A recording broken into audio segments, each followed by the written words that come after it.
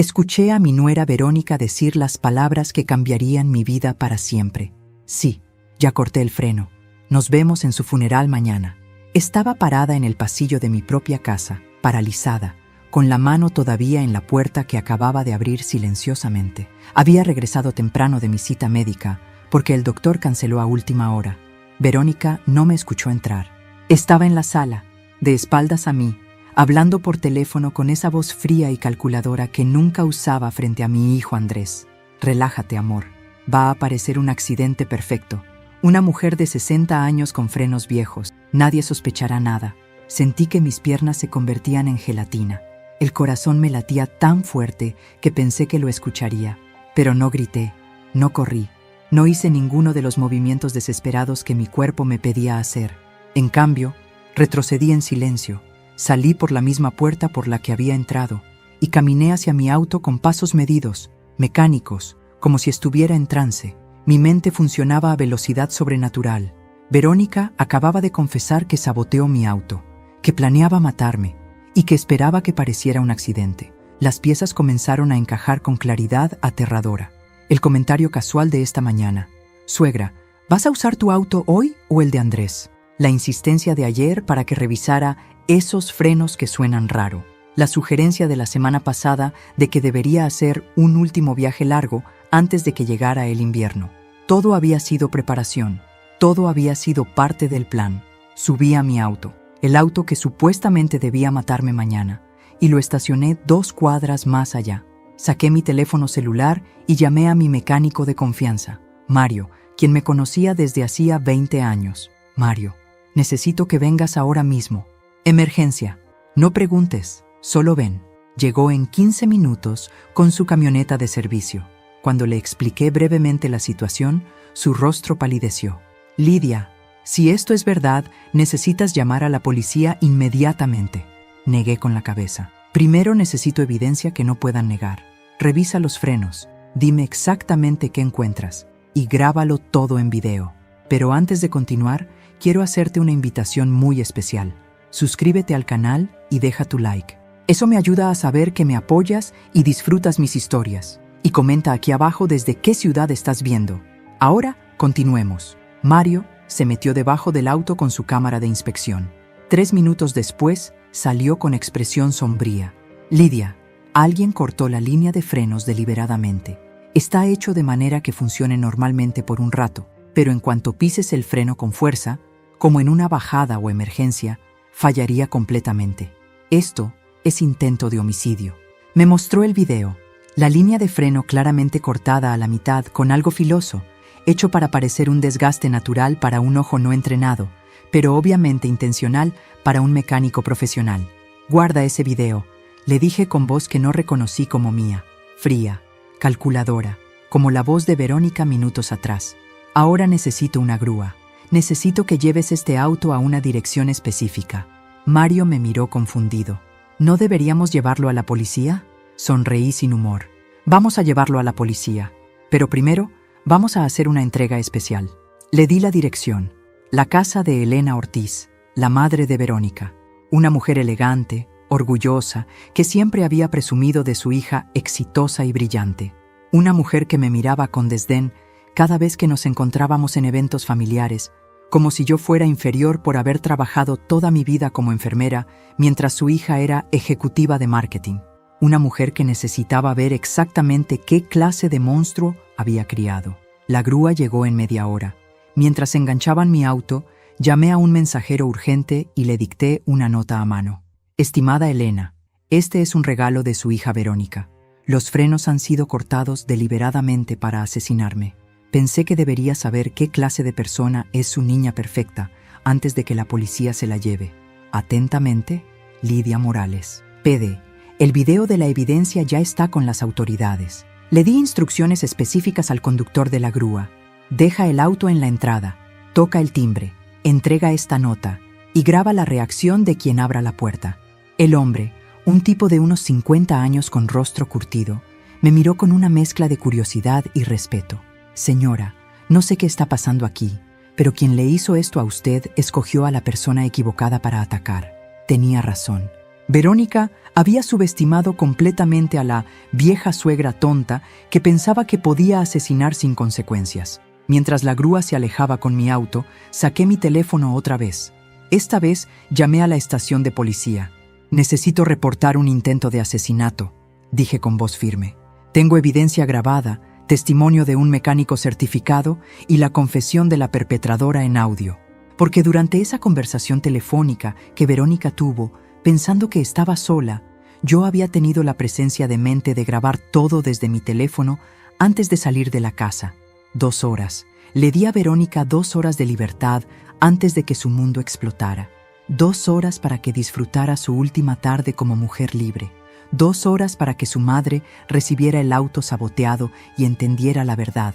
Y luego, la justicia caería sobre ella como un martillo. Para entender cómo llegué a este punto, parada en una esquina, esperando que la policía arrestara a la mujer que intentó matarme, necesito regresar 5 años atrás, al día en que Andrés, mi único hijo, llegó a casa con esa sonrisa nerviosa que siempre tuvo cuando estaba a punto de darme noticias importantes. «Mamá, conocí a alguien especial. Se llama Verónica, y creo que es la indicada». Andrés tenía 32 años entonces. Había tenido novias antes, relaciones que yo había visto florecer y marchitarse con la naturalidad de las estaciones, pero esta vez era diferente. Lo veía en sus ojos, esa mezcla de emoción y vulnerabilidad que tienen los hombres cuando se enamoran de verdad por primera vez. Mi hijo era arquitecto, exitoso, con su propio estudio, apuesto, inteligente, bondadoso. Había sido criado solo por mí después de que su padre muriera en un accidente de construcción cuando Andrés tenía apenas 8 años. Durante 24 años, fuimos solo nosotros dos contra el mundo.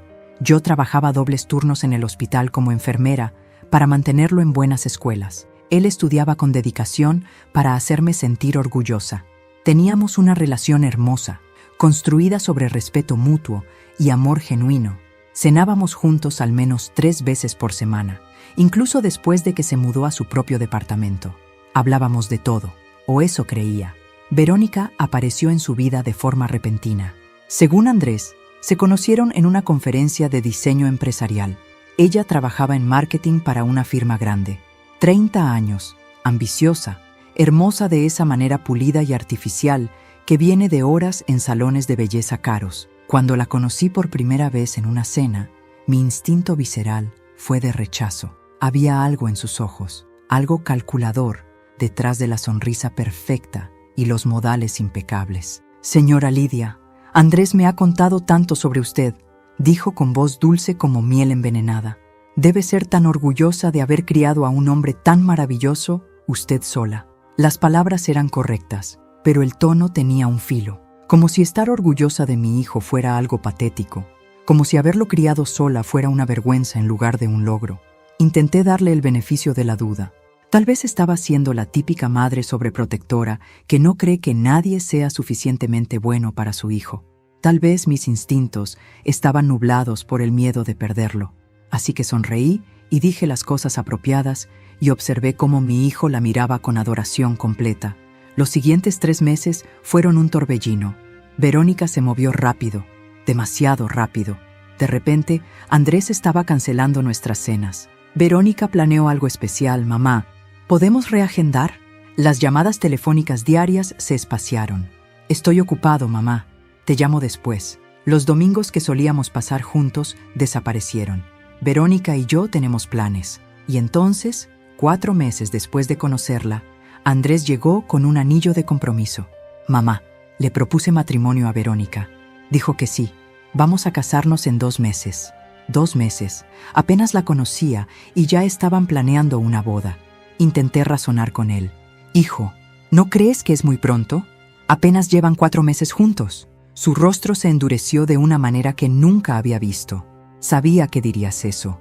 Verónica me advirtió que no te gustaría, que intentarías separarnos porque no puedes soportar que yo sea feliz con alguien más». Esas palabras me golpearon como un puñetazo. Verónica ya estaba en su cabeza, plantando semillas de desconfianza. «Eso no es cierto», protesté.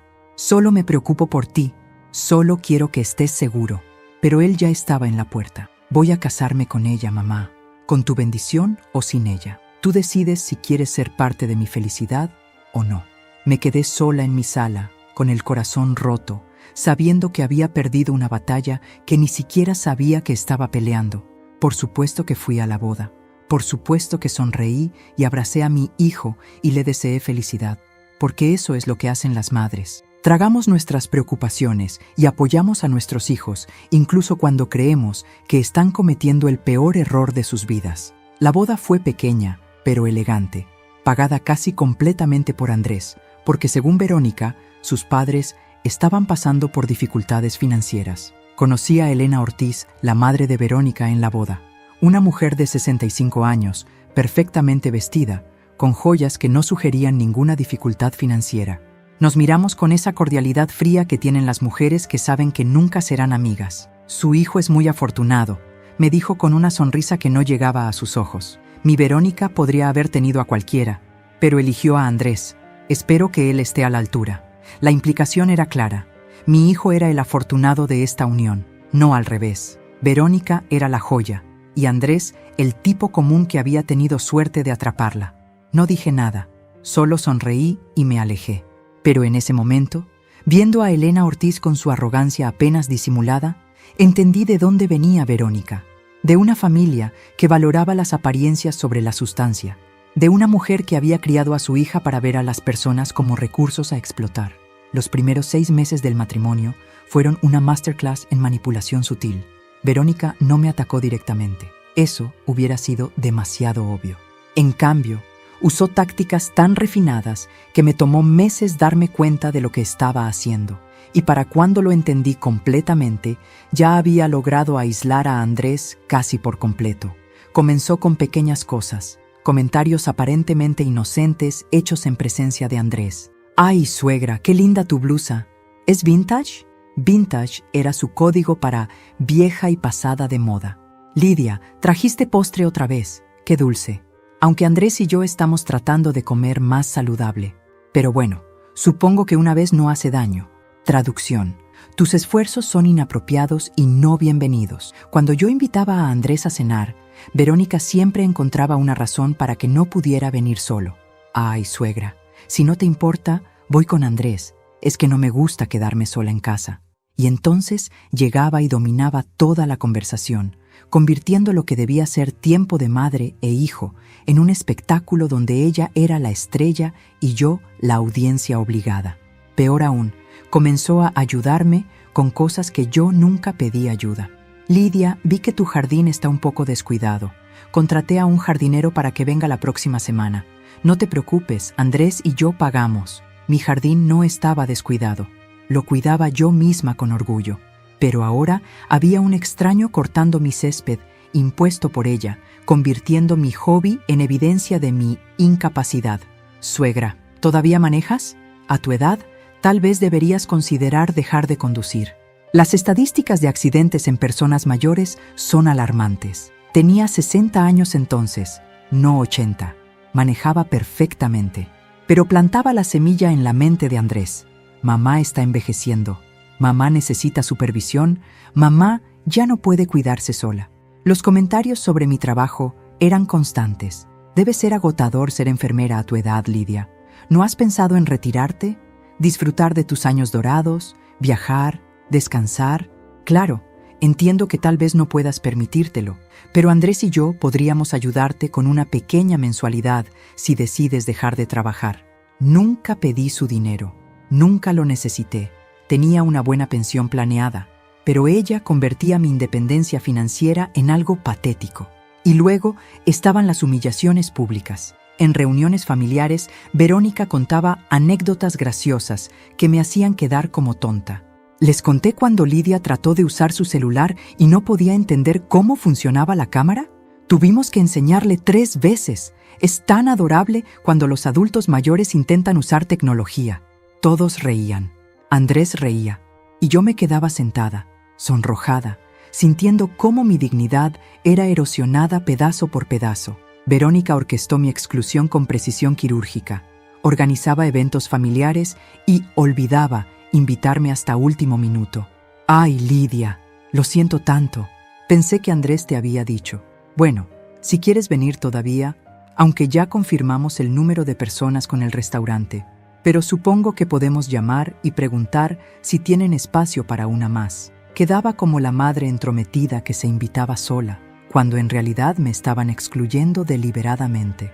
Las visitas a mi casa cambiaron de naturaleza. Cuando venían, cada vez más raramente, Verónica inspeccionaba todo con ojo crítico. «Lidia, este sofá realmente necesita ser reemplazado. Está muy gastado. ¿Todavía usas esa vajilla?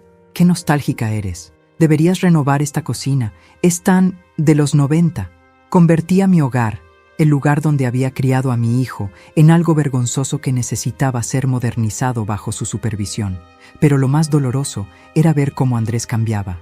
Mi hijo, que había sido empático y considerado, comenzó a tratarme con impaciencia. «Mamá, no puedes seguir llamándome todos los días. Tengo una esposa ahora. Tengo responsabilidades». Yo no llamaba todos los días. Llamaba 2 o 3 veces por semana, como habíamos hecho durante años. Pero Verónica le había convencido de que yo era dependiente y asfixiante. «Mamá, Verónica dice que necesitas aprender a ser más independiente. Mamá, no podemos seguir cenando contigo cada semana. Necesitamos nuestro espacio como pareja. Mamá, ¿por qué tienes que ser tan sensible?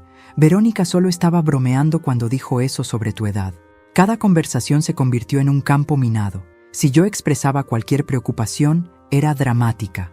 Si comentaba sobre algo que Verónica había dicho, era paranoica. Si pedía pasar tiempo con mi hijo, era controladora. Verónica había construido una narrativa donde yo era la villana y ella la víctima de una suegra imposible. Y entonces comenzaron las sugerencias sobre mi salud. «Lidia, te ves cansada últimamente. ¿Estás segura de que estás bien? Deberías hacerte chequeos médicos más seguido. A tu edad, nunca se sabe». Estaba perfectamente saludable. Pero Verónica plantaba dudas, en la mente de Andrés, en la mente de otros familiares. «Estoy preocupada por tu mamá», le decía a Andrés donde yo podía escuchar. «Parece estar olvidando cosas. ¿Notaste cómo confundió las fechas la semana pasada?» No había confundido ninguna fecha. Pero bastaba que ella lo dijera para que Andrés comenzara a observarme con preocupación. ¿Estaba mamá envejeciendo más rápido de lo normal? ¿Estaba perdiendo facultades? ¿Necesitaba intervención? El veneno que Verónica destilaba era lento pero efectivo.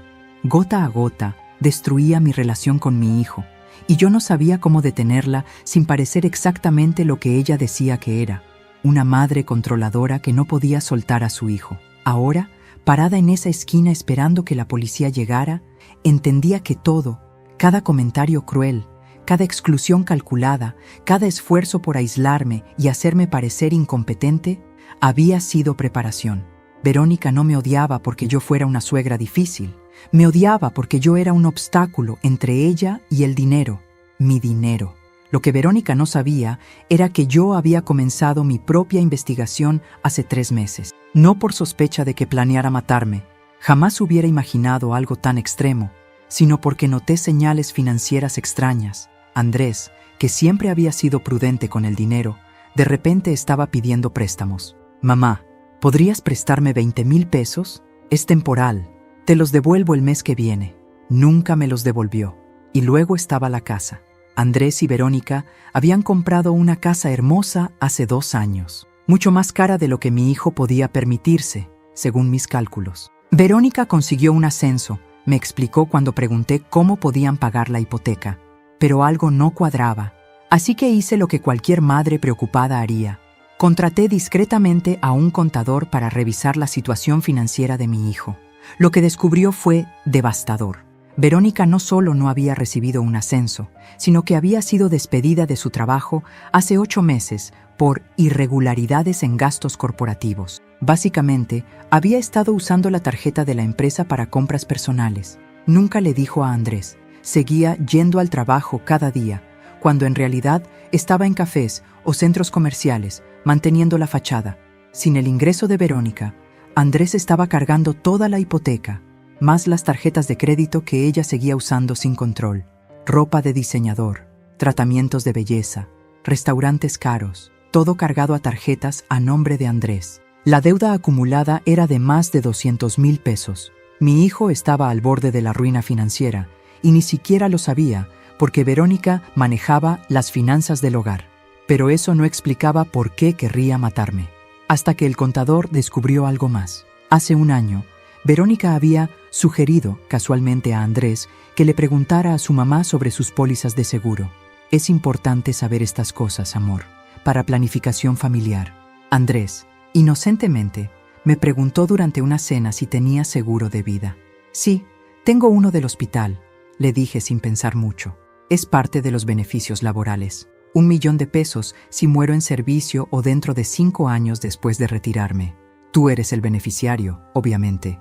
Vi cómo los ojos de Verónica brillaron por una fracción de segundo. En ese momento no le di importancia. Ahora entendía que fue el momento en que tomó su decisión. 1 millón de pesos. Suficiente para pagar todas sus deudas, mantener su estilo de vida y todavía quedarle dinero. Suficiente para que valiera la pena planear un asesinato. El contador también descubrió algo más perturbador. Verónica había estado investigando sobre mi póliza. Había llamado al Departamento de Recursos Humanos del hospital, haciéndose pasar por mí, preguntando sobre los términos exactos de pago. Había investigado leyes de herencia. Había buscado en Internet cuánto tiempo tarda el pago de seguro de vida después de muerte accidental. Todo documentado en su computadora compartida con Andrés, que el contador pudo acceder porque mi hijo le había dado las contraseñas cuando le pedí que investigara las finanzas. Verónica era meticulosa. Había planeado esto durante meses, y lo más escalofriante era que no mostraba ningún remordimiento en esas búsquedas. No había rastros de duda o conflicto moral. Solo búsquedas frías y calculadas. ¿Cómo hacer que un accidente de auto parezca falla mecánica? ¿Cuánto tiempo investiga la policía accidentes automovilísticos? ¿Puede un seguro de vida negar pago por accidente? Confronté a Andrés con las deudas hace 2 meses. Hijo, necesito hablarte sobre tu situación financiera. Se puso inmediatamente defensivo. ¿Qué? ¿Ahora estás investigándome? Mamá, esto es demasiado. Es mi vida privada. Verónica, por supuesto, estaba ahí, añadiendo leña al fuego. Lidia, con todo respeto, las finanzas de Andrés no son tu problema. Él es un adulto. Tiene 200,000 pesos en deudas, dije directamente. Y tú fuiste despedida hace 8 meses. El rostro de Andrés se puso blanco. ¿Qué? Verónica, ¿es eso cierto? Verónica ni siquiera parpadeó. Tu madre está inventando cosas otra vez. Está obsesionada con controlarte. Probablemente contrató a alguien para espiarnos. ¿Ves lo tóxica que es? Andrés me miró con una mezcla de confusión y enojo. Mamá, necesitas dejar de entrometerte. Esto es exactamente lo que Verónica dice. No puedes dejarnos vivir nuestras vidas. Y se fueron, dejándome con la evidencia que él se negaba a ver. Fue entonces cuando decidí cambiar mi seguro de vida. Llamé a Recursos Humanos y actualicé la póliza. El beneficiario ya no sería Andrés directamente. Sería un fideicomiso administrado por mi banco, que le entregaría el dinero a Andrés en cuotas mensuales durante 10 años, supervisado por un contador independiente. Verónica no tendría acceso inmediato a 1 millón de pesos. Tardaría una década en recibirlo todo, y solo si permanecía casada con Andrés. Hice este cambio hace 6 semanas, y aunque Verónica no tenía manera de saberlo oficialmente, sospecho que intuyó que algo había cambiado. Sus ataques hacia mí se intensificaron. Sus comentarios sobre mis frenos ruidosos y mi auto viejo comenzaron exactamente después de que hice el cambio, como si el reloj estuviera corriendo. Y tenía razón, el reloj estaba corriendo, pero no de la manera que ella pensaba. Mi teléfono vibró. Era un mensaje del conductor de la grúa. Misión cumplida. La madre abrió la puerta. Se puso blanca cuando leyó la nota. Tengo todo en video. Está gritando por teléfono ahora mismo, probablemente llamando a su hija. Sonreí sin humor.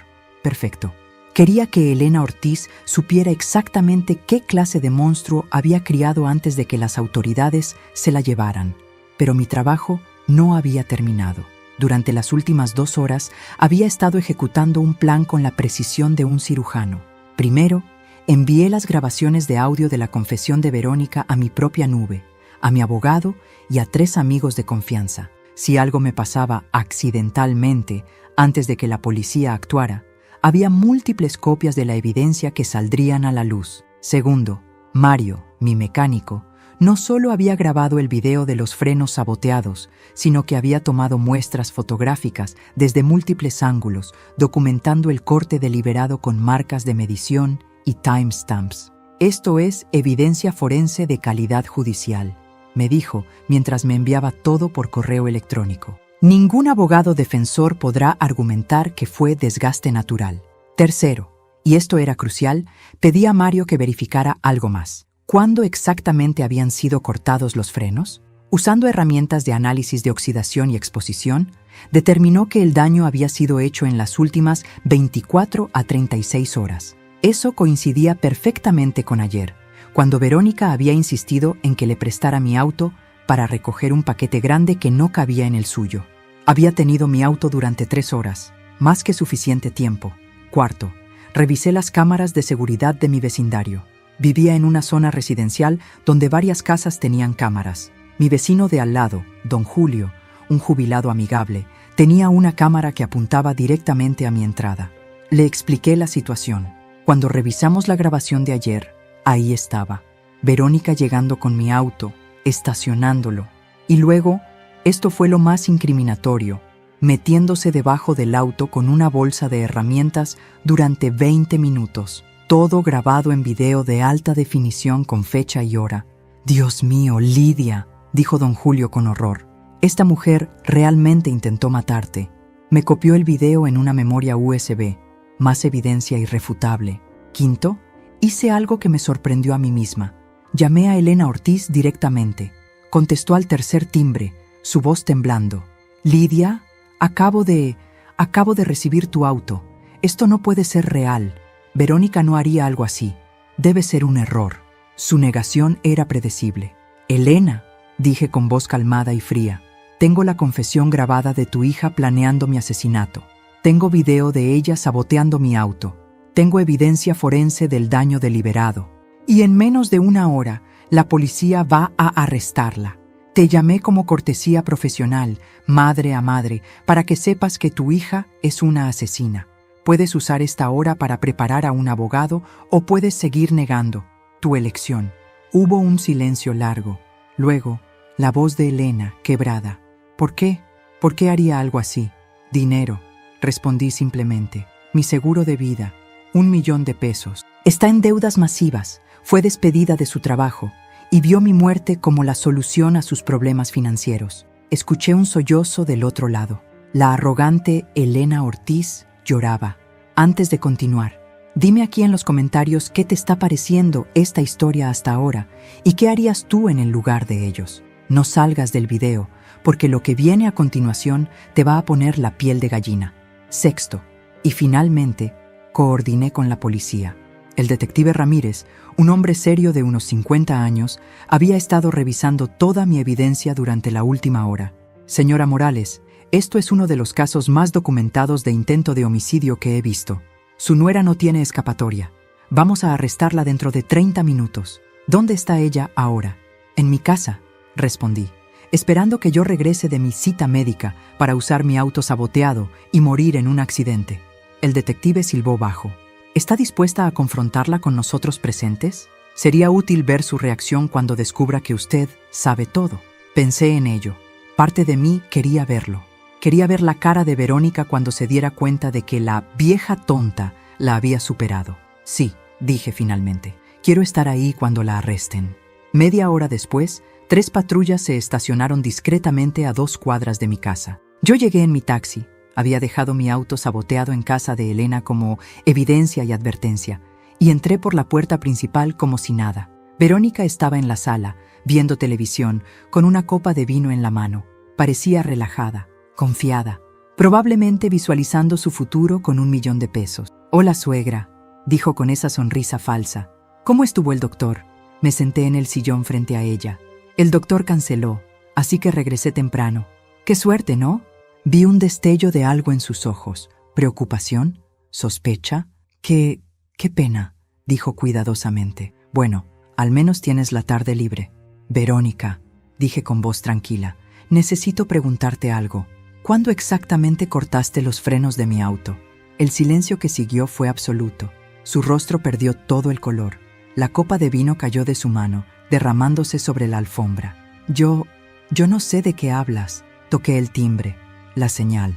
Los 3 detectives entraron por la puerta que había dejado sin seguro. Verónica Ortiz, dijo el detective Ramírez, está bajo arresto por intento de homicidio premeditado.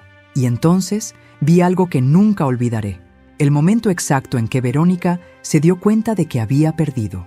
La transformación en el rostro de Verónica fue instantánea y aterradora. De la mujer sofisticada y controlada que había conocido durante 5 años, emergió algo primitivo y desesperado. «¡Esto es ridículo!», gritó, levantándose de un salto. «No tienen pruebas de nada. Esta vieja loca está inventando cosas porque me odia». El detective Ramírez no se inmutó. «Señora Ortiz, tenemos una grabación de audio donde usted confiesa haber cortado los frenos, video de vigilancia mostrándola trabajando debajo del vehículo, evidencia forense del sabotaje deliberado y testimonio de un mecánico certificado. Tiene derecho a permanecer en silencio. Todo lo que diga puede ser usado en su contra». Verónica me miró con odio puro. Ya no había pretensiones. La máscara había caído completamente. «Perra», sisió, «arruinaste todo, todo. Ese dinero debía ser mío. Lo merecía después de soportar 5 años fingiéndote cariño». Sus propias palabras la condenaban aún más. El detective Ramírez levantó una ceja. «Continúe, por favor. Esto hace que mi trabajo sea mucho más fácil». En ese momento, escuchamos un auto detenerse afuera. Era Andrés. Había llamado a mi hijo 10 minutos antes, pidiéndole que viniera urgentemente. Necesitaba que estuviera presente para esto, no para protegerlo del dolor, sino porque merecía ver la verdad con sus propios ojos. Andrés entró corriendo, con el rostro lleno de preocupación. «Mamá, ¿qué pasa?» Tu mensaje sonaba «¿Policía?». Se detuvo en seco al ver a su esposa esposada, flanqueada por 2 oficiales. «Verónica, ¿qué está pasando aquí?». Su voz era un susurro confundido. Verónica inmediatamente cambió de táctica. Las lágrimas brotaron instantáneamente. Su voz se volvió pequeña y frágil. «Andrés, tu madre me está acusando de cosas horribles. Dice que intenté matarla. Es una mentira. Ella me odia y está haciendo esto para separarnos». Vi a mi hijo vacilar. 5 años de condicionamiento luchaban contra la evidencia frente a él. «Andrés», dije con voz firme, «tu esposa cortó los frenos de mi auto. Planeaba que yo muriera en un accidente para cobrar mi seguro de vida y pagar las deudas masivas que tienen, las deudas que ella creó y te ocultó». Andrés negó con la cabeza. «No, eso es imposible. Mamá, sé que nunca te gustó Verónica, pero esto es demasiado». El detective Ramírez intervino. «Señor Morales, ¿podría acompañarnos a la estación? Tenemos evidencia que necesita ver». Sacó su teléfono y presionó play. La voz de Verónica llenó la sala. «Sí, ya corté el freno. Nos vemos en su funeral mañana». Vi cómo el color abandonaba el rostro de mi hijo. Esa no puede ser Verónica. Tiene que ser editado o... El detective mostró el video de la cámara de seguridad. Verónica metiéndose debajo de mi auto con herramientas. 20 minutos de video ininterrumpido, con fecha y hora claras. «No», susurró Andrés, retrocediendo como si el video fuera físicamente doloroso. «No». Verónica intentó acercarse a él, pero los oficiales la detuvieron. «Andrés, escúchame. Sí, lo hice, pero lo hice por nosotros. Estamos enterrados en deudas. Iba a perder la casa. Tu madre tiene $1 millón en seguro que ni siquiera necesita. Era la única salida». El silencio que siguió fue devastador. Verónica acababa de confesar. No negó el intento de asesinato, solo justificó su razonamiento. Andrés la miraba como si fuera una extraña, peor, como si fuera un monstruo que había estado durmiendo junto a él durante 5 años. «¿Ibas a matar a mi madre por dinero?», preguntó con voz quebrada. «¿A la mujer que me crió sola después de que mi padre muriera? ¿A la mujer que trabajó doble turno para que yo tuviera educación? ¿Ibas a asesinarla? Era por nuestro futuro», gritó Verónica, toda pretensión de inocencia abandonada ahora. «Por nuestra vida juntos. ¿Qué querías que hiciera? ¿Dejar que perdiéramos todo?». Andrés se desplomó en el sofá, con la cabeza entre las manos. «Dios mío, me casé con una asesina. Dormí junto a una asesina». El detective Ramírez me miró. «Señora Morales, ¿quiere presentar cargos formales?». «Sin dudarlo. Sí, todos los cargos posibles, intento de homicidio premeditado, cualquier otra cosa que aplique. Verónica fue sacada de la casa gritando: «Andrés, Andrés, no dejes que me lleven, soy tu esposa, tienes que ayudarme». Pero mi hijo no se movió, no levantó la vista, estaba roto. Cuando la puerta se cerró, nos quedamos solos, padre e hijo, madre e hijo, con años de mentiras desmoronándose entre nosotros. «Mamá», dijo finalmente con voz ahogada, «¿cómo pude estar tan ciego?». Me senté junto a él, porque así funcionan los manipuladores. Te hacen dudar de tu propia percepción, te aíslan de quienes te dirían la verdad. «Las deudas», susurró. 200,000 pesos. ¿Es verdad? Asentí.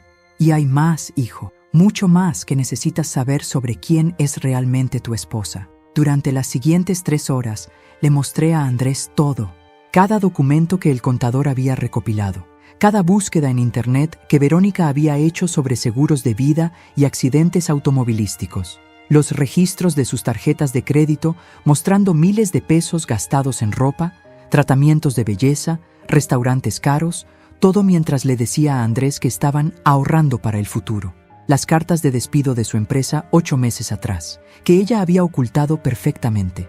Y luego vino lo peor. El contador había encontrado algo más que yo no le había mencionado a Andrés todavía. Mensajes de texto entre Verónica y un hombre llamado Ricardo. Cientos de mensajes, románticos, explícitos. Verónica había estado teniendo una aventura durante 2 años. «Cuando tenga el dinero del seguro, dejaré a este idiota y nos iremos a la playa como planeamos», había escrito apenas 3 semanas atrás. Vi cómo cada revelación destruía un poco más a mi hijo. Lágrimas silenciosas rodaban por sus mejillas mientras leía los mensajes. Su esposa no solo había planeado matarme, tomar el dinero y abandonar a Andrés por otro hombre. Mi hijo había sido solo un medio para un fin desde el principio. 5 años, dijo finalmente con voz hueca. 5 años de mi vida con alguien que nunca me amó, que solo me veía como una cuenta bancaria con piernas. Y en el proceso, perdí 5 años contigo, mamá. 5 años donde la creí cuando decía que tú eras el problema, que tú eras controladora, tóxica, celosa. Se volvió hacia mí con ojos rojos. «¿Cómo puedes siquiera mirarme ahora? Elegí a una asesina sobre ti. Dejé que te humillara, dejé que te aislara. Fui cómplice de todo». Le tomé las manos. «Porque así funciona la manipulación, hijo». Ella era experta. Sabía exactamente qué botones presionar, qué miedos explotar.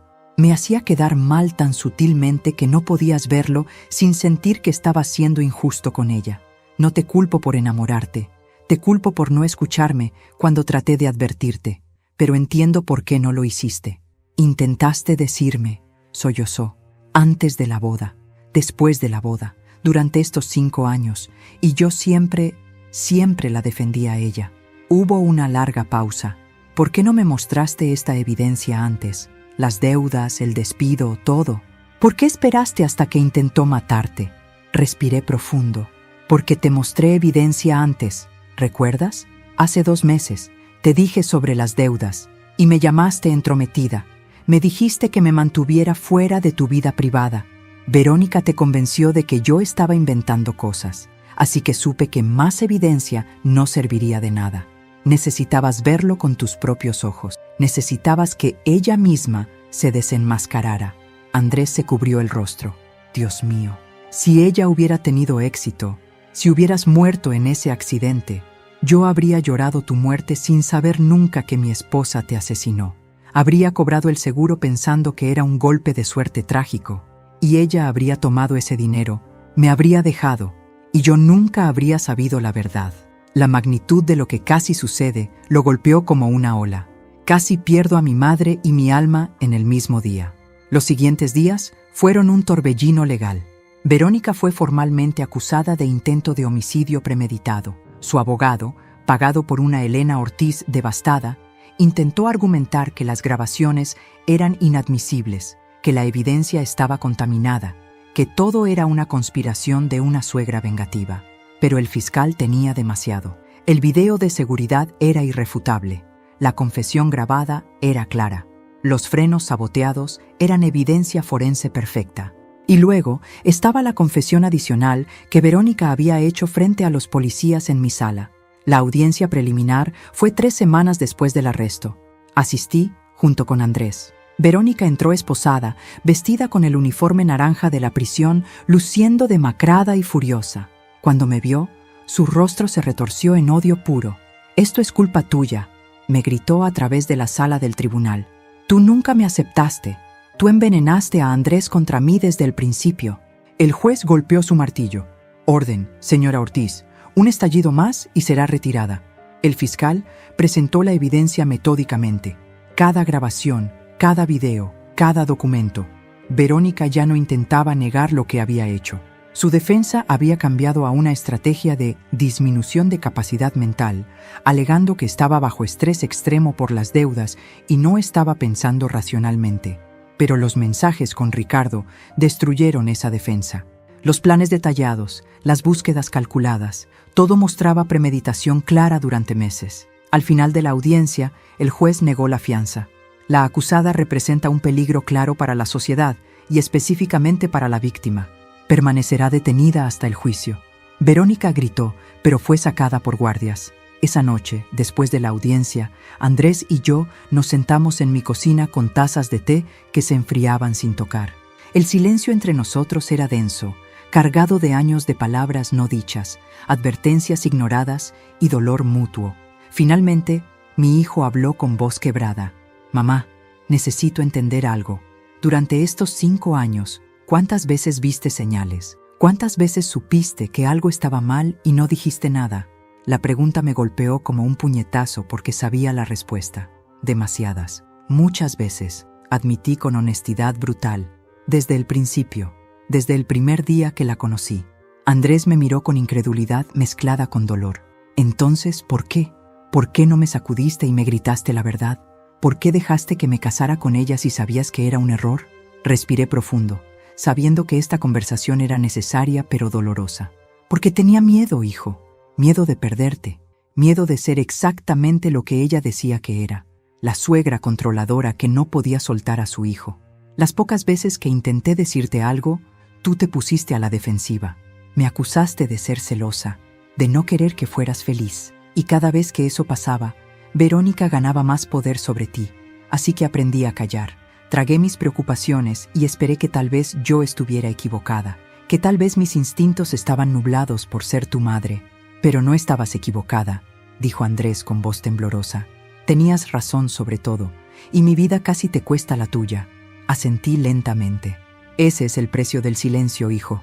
Durante 5 años, callé cuando debí gritar, sonreí cuando debí confrontar, acepté humillaciones cuando debí establecer límites claros, y lo hice porque amaba tanto la idea de mantener la paz, de preservar nuestra relación, que estuve dispuesta a sacrificar mi dignidad, mi bienestar, y finalmente, casi mi vida». Me levanté y caminé hacia la ventana, mirando el jardín que Verónica había criticado tantas veces como descuidado. «Pero también necesito que entiendas algo, Andrés. Tú también elegiste el silencio. Viste cómo me trataba. Escuchaste sus comentarios pasivo-agresivos. Estuviste presente cuando me humillaba en público. Y no dijiste nada, porque era más fácil mantener la paz con tu esposa que defender a tu madre». Vi el dolor en su rostro mientras mis palabras hacían impacto. «Tienes razón», susurró. «Cada vez que ella hacía un comentario cruel sobre tu edad, sobre tu casa, sobre tu ropa, yo lo escuchaba, y una voz en mi cabeza me decía, esto no está bien». Pero otra voz, la voz que Verónica había cultivado, decía, no seas tan sensible, solo está bromeando, no seas un niño de mamá. Y elegí escuchar la segunda voz. ¿Sabes cuál fue el momento que más me dolió?, le pregunté, volviéndome hacia él. Fue en tu cumpleaños hace 2 años. Verónica organizó una cena familiar en un restaurante caro. Me senté al final de la mesa, lo más lejos posible de ti. Durante toda la cena, ella te alimentaba, te tocaba, te susurraba cosas al oído. Y tú reías y parecías tan feliz. Yo estaba a 3 metros de distancia, completamente invisible. En un momento, intenté hacer contacto visual contigo. Levanté mi copa para brindar por ti desde lejos, y tú ni siquiera me viste.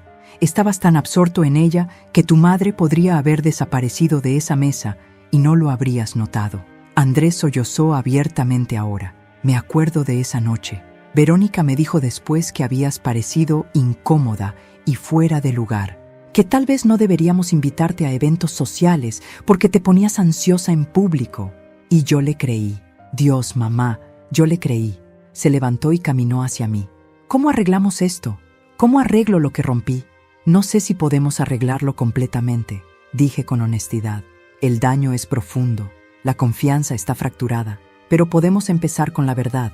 Verdad sobre lo que pasó, verdad sobre cómo ambos contribuimos a esta situación, y verdad sobre lo que necesitamos hacer diferente en el futuro. Me senté de nuevo en la mesa y le indiqué que hiciera lo mismo. Andrés, necesito que entiendas algo fundamental. Yo fallé como madre en aspectos importantes. Te amé tanto que te hice frágil. Te protegí tanto que no te enseñé a detectar manipulación. Te di tanto que no aprendiste a valorar los sacrificios. No digas eso, protestó. Fuiste una madre increíble. Me diste todo. Exactamente, dije con firmeza. Te di todo. Y en el proceso, nunca te enseñé que las relaciones saludables tienen límites. Nunca te mostré cómo se ve una mujer que se defiende a sí misma porque siempre estuve ocupada defendiéndote a ti. Cuando tu padre murió, me convertí en todo para ti, madre y padre, protectora y proveedora. Y te adoraba tanto que nunca te dejé fallar, nunca te dejé sufrir consecuencias, nunca te enseñé que el mundo no gira alrededor de ti. Eso no justifica lo que Verónica hizo, dijo Andrés rápidamente. Por supuesto que no, acordé. Verónica es responsable de sus propias acciones monstruosas, pero nosotros somos responsables de haber creado las condiciones que permitieron que esas acciones casi tuvieran éxito. Yo soy responsable de haber callado cuando debía hablar. Tú eres responsable de haber elegido la comodidad sobre la verdad. Y juntos creamos un espacio donde una manipuladora experta pudo operar sin resistencia real. Andrés se limpió las lágrimas. Entonces, ¿qué hacemos ahora? ¿Cómo aprendemos de esto sin que nos destruya? Tomé sus manos sobre la mesa. Primero, reconocemos que el camino adelante será difícil. No vamos a recuperar 5 años perdidos. No vamos a borrar el dolor que ambos sentimos. Pero podemos construir algo nuevo, algo más honesto, algo basado en límites saludables y comunicación real, no en silencio cómplice. ¿Puedes perdonarme algún día?, preguntó con voz pequeña. Lo miré directamente a los ojos. Ya te perdoné por enamorarte de la persona equivocada. Eso puede pasarle a cualquiera. Pero perdonarte por permitir que me tratara como me trató durante 5 años mientras tú mirabas, eso va a tomar tiempo. Y trabajo, de ambos. Hice una pausa. Y necesito que entiendas que el perdón no significa que todo vuelve a ser como antes. No voy a volver a ser la madre que acepta migajas de tu atención. No voy a sonreír mientras me humillan. No voy a callar cuando vea señales de peligro. La Lidia que conocías, la que priorizaba tu comodidad sobre su dignidad, murió el día que Verónica cortó esos frenos. No quiero esa Lidia de vuelta, dijo Andrés con convicción sorprendente. Quiero a la Lidia que fue lo suficientemente inteligente para grabar una confesión, que fue lo suficientemente estratégica para documentar todo, que fue lo suficientemente fuerte para enfrentar a su atacante con evidencia irrefutable en lugar de colapsar en miedo. Esa Lidia es mi héroe, y me avergüenza que tuviste que convertirte en ella para sobrevivir a lo que mi matrimonio te hizo. Sus palabras me sorprendieron. Había esperado defensividad, negación, tal vez incluso resentimiento. En cambio, vi en mi hijo algo que no había visto en años: madurez genuina, crecimiento doloroso, pero real. Voy a terapia, anunció de repente. Empiezo la semana que viene. Necesito entender cómo pude estar tan ciego. ¿Cómo pude permitir que alguien destruyera la relación más importante de mi vida? Necesito aprender a reconocer manipulación. Y necesito procesar el hecho de que la mujer con la que dormí durante 5 años planeaba matar a mi madre. Eso es bueno, dije con aprobación. Y cuando estés listo, tal vez podamos hacer terapia juntos, terapia familiar, para aprender a comunicarnos sin miedo, para establecer expectativas claras, para construir una relación adulta entre madre e hijo, no la relación codependiente que teníamos antes. Andrés asintió vigorosamente. Sí, quiero eso. Necesito eso, porque mamá, no quiero perderte otra vez. Ya perdí 5 años. No quiero perder los próximos 20 por no haber aprendido de esto. Nos quedamos en silencio durante varios minutos. Luego Andrés preguntó algo que había estado evitando. ¿Qué va a pasar con Verónica? Legalmente, quiero decir. Respiré profundo. El fiscal dice que con toda la evidencia está buscando el máximo, 15 años por intento de homicidio premeditado. Tal vez más si pueden probar la conspiración con Ricardo. Su abogado intentará negociar, pero yo he dejado claro que no aceptaré ningún acuerdo que le dé menos de 10 años. ¿Y el divorcio?, preguntó con voz temblorosa. Tienes fundamentos más que suficientes. Adulterio, intento de asesinato de un familiar, fraude financiero. Un juez te lo concederá sin problema. Andrés cerró los ojos. Es tan surreal. Hace 3 semanas estaba casado, planeando mi futuro, pensando que mi vida estaba bien. Ahora mi esposa está en prisión por intentar matar a mi madre. Descubro que tiene un amante, que me mintió sobre todo durante años, y yo estoy aquí tratando de reconstruir pedazos de una vida que resulta que siempre fue una mentira. No todo fue mentira, le dije suavemente. El amor que sientes por mí es real. El amor que yo siento por ti es real. Esas cenas que compartimos, esas conversaciones, esos recuerdos de antes de Verónica, esos son reales. Ella no puede quitarnos eso. Lo que fue mentira fue solo ella, su amor por ti, su respeto, sus intenciones. Pero tú eres real, yo soy real, y podemos reconstruir desde ahí. La conversación se extendió hasta las 3 de la madrugada. Hablamos de todo, de señales específicas que ambos ignoramos, de momentos en que debimos haber actuado diferente, de miedos que nos paralizaron. Y por primera vez en 5 años sentí que estaba hablando con mi hijo real, no con la versión editada que Verónica había permitido que yo viera, sino con Andrés, mi hijo, roto, pero finalmente honesto. Cuando se fue esa noche, lo abracé. Te amo, le dije. Siempre te amaré, incluso cuando me hayas lastimado, incluso cuando haya estado furiosa contigo, incluso cuando casi me cuesta la vida. Eres mi hijo, pero el amor no es suficiente. Necesitamos respeto mutuo, comunicación honesta y límites claros. ¿Entiendes? Él asintió contra mi hombro. Entiendo, y voy a pasar el resto de mi vida demostrándote que puedo ser el hijo que mereces. Mientras lo veía alejarse en su auto, sentí una mezcla extraña de tristeza y esperanza. Habíamos perdido mucho, pero tal vez, solo tal vez, podíamos recuperar algo más fuerte, algo más honesto, algo que valiera la pena salvar. Querido amigo, querida amiga, gracias por acompañarme hasta aquí en esta historia. Sé que fue intensa, dolorosa, pero también una historia sobre valentía, supervivencia y la importancia de romper el silencio.